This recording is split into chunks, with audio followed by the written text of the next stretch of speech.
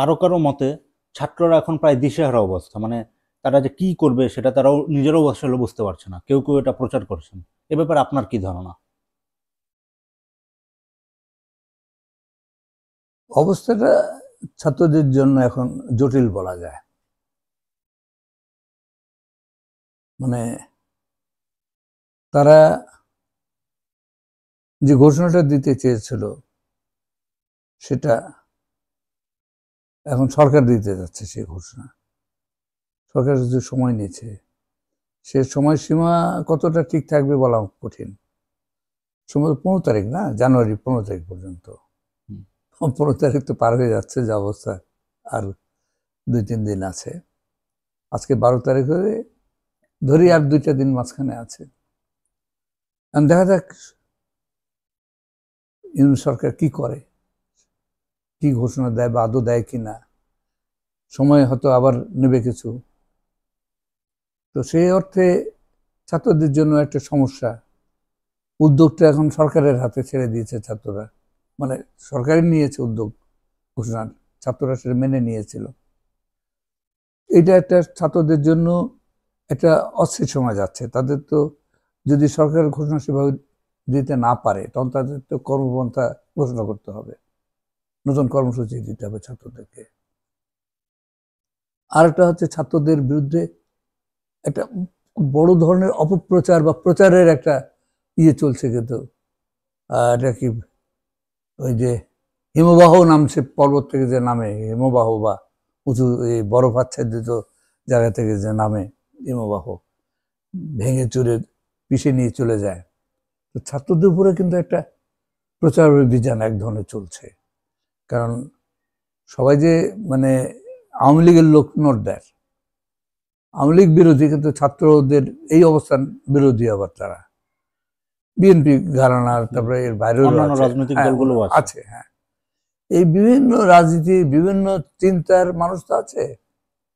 তাদের একটা বড় অংশ মনে করছে ছাত্র তাদের জন্য এখন তাদের স্বার্থ বিরোধী তারা মনে করছে, বা তারা যে স্বার্থের প্রতিনিধিত্ব করে সেই স্বার্থের বিরুদ্ধে ছাত্রদের দেখতে পাচ্ছে, ভয় পাচ্ছে।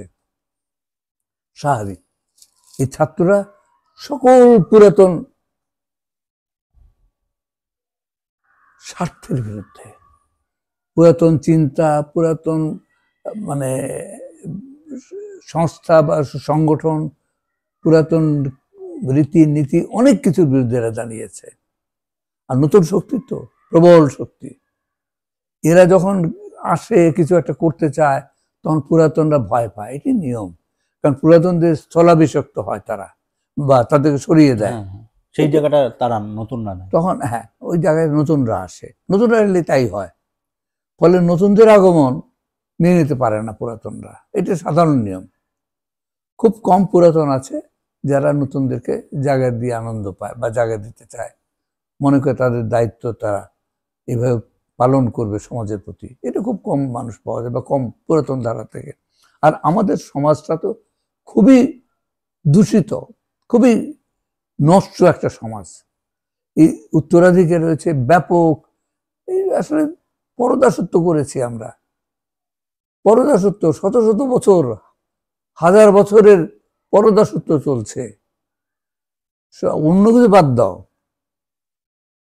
যদি ইয়ের কথাই চিন্তা করা যায়, এই যে লক্ষণ সেনকে পরাজিত করে যে দখল করলো, নামটা কি, খিলজি, ইখতিয়ার উদ্দিন মোহাম্মদ বিন বখতিয়ার খিলজি। হ্যাঁ, এই বখতিয়ার খিলজি থেকে যদি ধরো, এই একটা সে এসে কি করলো, প্রথমে বাংলার প্রান্তে যে ছিল নালন্দা বিশ্ববিদ্যালয়, সেটাকে ধ্বংস করে দিল।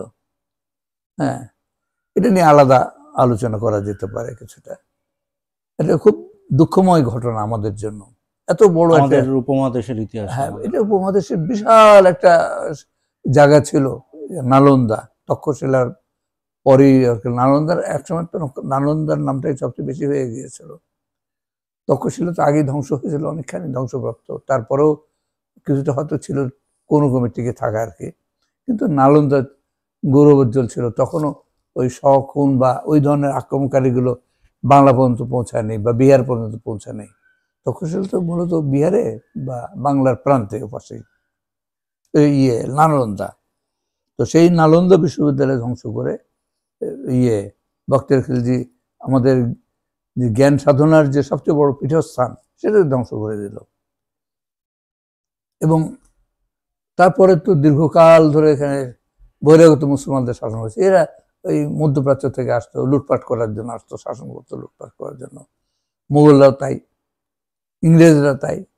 একটা দীর্ঘ পরাধীনতার মধ্য দিয়ে একটা সমাজ মানে গড়ে উঠেছে বা এগিয়েছে।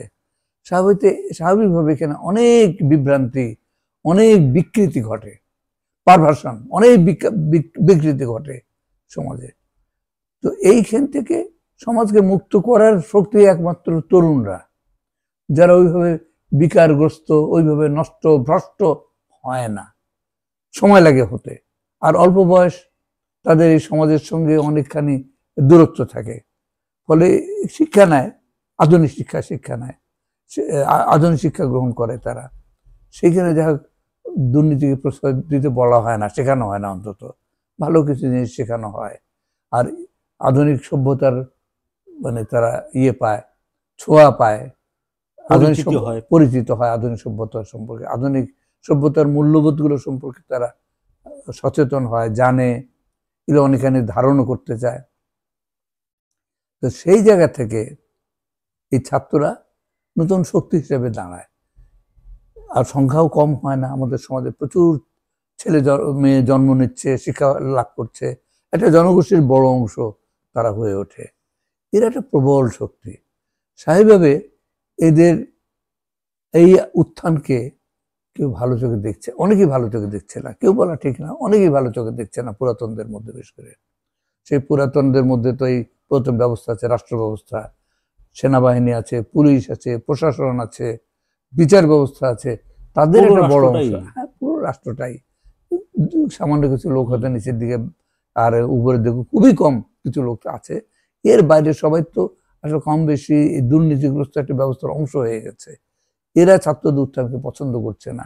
তারপরে আরো অনেকে আছে, তোমার ব্যবসা, বিভিন্ন ক্ষেত্রে যারা প্রতিষ্ঠিত, তারা পছন্দ করছে না।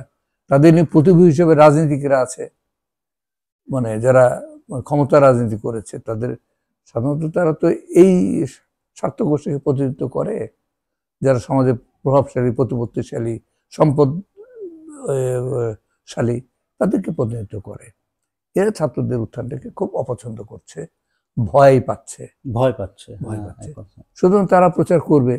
এবং এখানে ছাত্রদের সমস্যাটা হচ্ছে যে ছাত্ররা এই মুহূর্তে একটা অস্থির অনিশ্চিত সময়ের মধ্যেও আছে। এটা একটা পর্যায়ে কিছুদিন এরকম যাবে, আমার ধারণা যে কিছুদিন এরকম যাবে। কিন্তু এই ছাত্ররা পথভ্রষ্ট হবে এত বড় বিজয়ের পরে, এটাই মনে করি না। এরা কিছু করবে, কি করবে সেটা দেখার জন্য অপেক্ষা করতে হবে আমাদেরকে। তো এরা না পারলে আর কেউ পারবে না, এটুকু আমি বলতে পারি। এই ছাত্র ছাত্রীরা, এই আন্দোলনের মধ্যে উত্থিত যে তরুণ গোষ্ঠী, যে যুব সমাজ উঠে এসছে, এরা না পারলে আর কেউ পারবে না, এটুকু বলতে পারি।